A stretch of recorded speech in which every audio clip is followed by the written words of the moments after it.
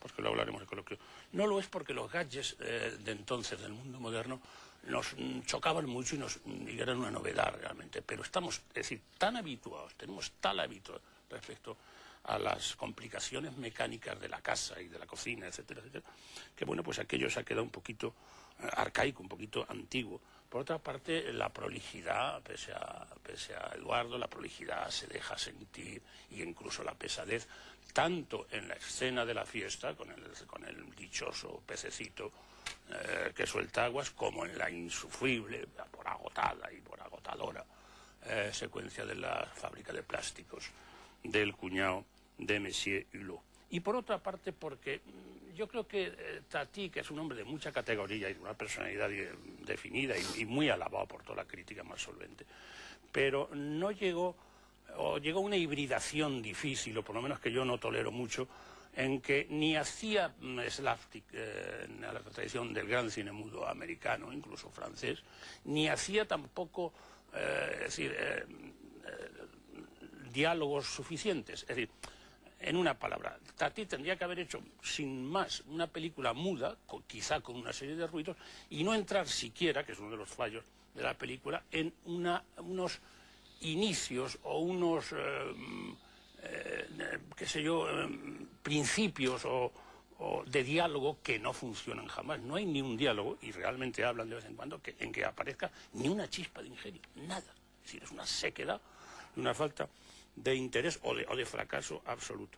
De manera quizá, bueno, y luego ya la tradición que nos hace ver, como dijeron también Borges o Eliot, las cosas de manera distinta. Nosotros estamos viendo a Tati y a muchos otros maestros de las artes desde la perspectiva de lo que siguió coetáneo, desde la perspectiva, en mi caso, de Jerry Lewis o de los hermanos Marx, quizá más de Jerry Lewis. Y Jerry Lewis realmente sí es un genio absoluto, porque aúna lo mecánico, lo verbal y el disparate surrealista. Y eso sí, realmente, para mí, por lo menos, me arrodilla. Es decir, para mí, Jerry Lewis, como los hermanos Marx, pero en el caso de Jerry Lewis, por ser coetáneo, incluso posterior a Tati, me parece realmente ejemplar en el empleo, para mí, no satisfactorio, aunque la película tiene muchísimos intereses y, por supuesto, es necesario verla, del humor.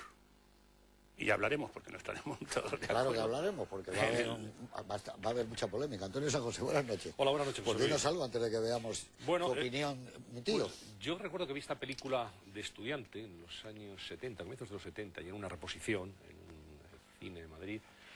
Y también es verdad que en aquel momento nos fascinaba Tati y nos parecía que tenía un universo personal, propio, un mundo lleno de sugerencias. La pregunta, desde luego, es si esa película, que se estrenó en el 58, se hizo en el 58, mi tío, ha resistido o no el paso del tiempo. Y eso es algo que los espectadores tendrán que contestar también cuando vean esta proyección. Yo creo que mi tío retrata un mundo en Francia que ya no existe. Y este es quizá el principal tema de controversia cuando hablamos de la actualidad o no de esta película. Ese mundo no existe. Es un retrato sobre cómo era una parte de Francia en el año 58, a finales de los años 50, muy popular, con un tipo de ambiente muy cercano, muy cotidiano, que Tati retrata muy bien. Yo creo que es una película de ambientes.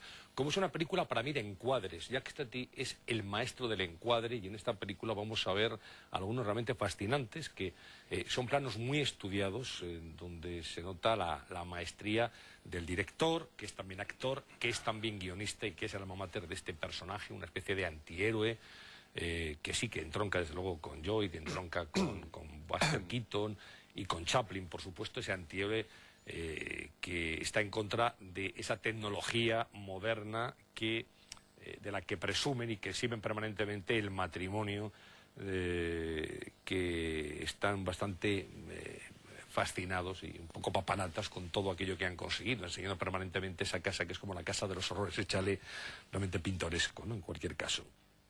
Por cierto que Jean-Pierre Solá en esta película a mí me recuerda mucho, se me parece mucho a Rafael Ibarbia, el maestro Ibarbia, que algunos de los espectadores más veteranos recordarán, ¿no? Que dirigía siempre las orquestas en esta casa, en Televisión Española. Para mí, en esta película hay muchos elementos del guateque, desde luego en esa exhibición final de disparate en la casa, donde termina un almuerzo que termina muy accidentado, con él dentro del agua, con una fuga que hace que todo el mundo se empape, las sillas en la cabeza. Este personaje torpón de Hiló es un personaje torpón, un personaje que mete la pata permanentemente, y a mí me recuerda un poco al Sillers del Guateque. Hay algunas reminiscencias, ¿no? En cualquier caso. El color, decía esto, claro, el color es un color pastel muy conseguido, con muchos elementos Art Deco. Recuerda a veces el Miami Art Deco, cómo es la casa, los colores que saca, incluso el coche al final, que es un coche que es un poema, y que aparece ese coche nuevo que se compra el cuñado de Hiló. Y bueno, algunos hallazgos, desde luego.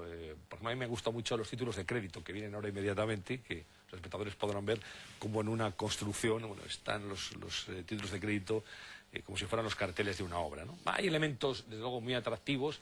Es el cine de Tati, de Traffic, de Playtime, de las vacaciones de Messier Hiló. Esta es la película, quizá por antonomasia, de ese personaje que fuma en pipa, que es muy pintoresco, que habla muy poco, y que es un humor del absurdo, que tiene evidentemente sus partidarios y sus detractores, y que es una buena oportunidad. Pero yo creo que esta película, yo no recuerdo haberla visto en televisión, creo que es la primera vez que se proyecta, o desde luego muy pocas veces se ha pasado por televisión mi tío, y es una ocasión estupenda para rememorarla, para recordarla, o como dicen los americanos, para revisitarla, en esta producción un poco rara. Bueno, pues sería Tati revisitado, según dice mi amigo Antonio San José, un arquitecto también, y hay mucho de arquitectura, ya en el primer plano que citaba Antonio se ve eso. Y bueno, la prueba del tiempo, esto es tremendo. Yo creo que como él ha hecho poca obra, se le pueden notar más porque entre película y película pasaban muchísimos años. Eso se le vio también a René Clair, ya no era el René Clair del Silencioso Oro, no era el de todo el oro del mundo. Había desaparecido París, y con ese París él también, y parte de su cinematografía. En cualquier caso, hay algunas películas que yo no sé si han influido en Tati o Tati en ellas, pero hay una de Frank Tasling, que yo creo que es uno de los grandes maestros de la comedia, que todavía no ha alcanzado el prestigio que le corresponde, que no sé si en España se llamó Una rubia fenómeno, pero que se desarrollaba en el mundo de la publicidad y en el caos de eso que se entiende como la modernidad. Y a mí me parece que Tati tomó bastante prestado de él, como de Jerry Lewis.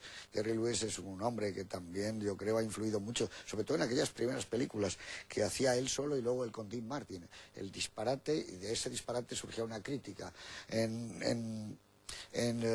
Tati todo está más estudiado, y por eso digo, es una mezcla de Robert Bresson y de Antonioni, del Antonioni que descubre el color. Hay una enorme frialdad también en la historia. Eso es lo que le separa naturalmente de Chaplin. Chaplin, uno ve una película del año 25 que hemos puesto aquí, como La Quimera del Oro, y sigue teniendo algo especial. Se pone en marcha el proyector y caramba, aquello empieza a calentarte. Nunca el cine ha sido más como eso, un aparato que calienta, ¿no? En cambio aquí es todo lo contrario. La crítica, el poner en tela de juicio y en ridículo.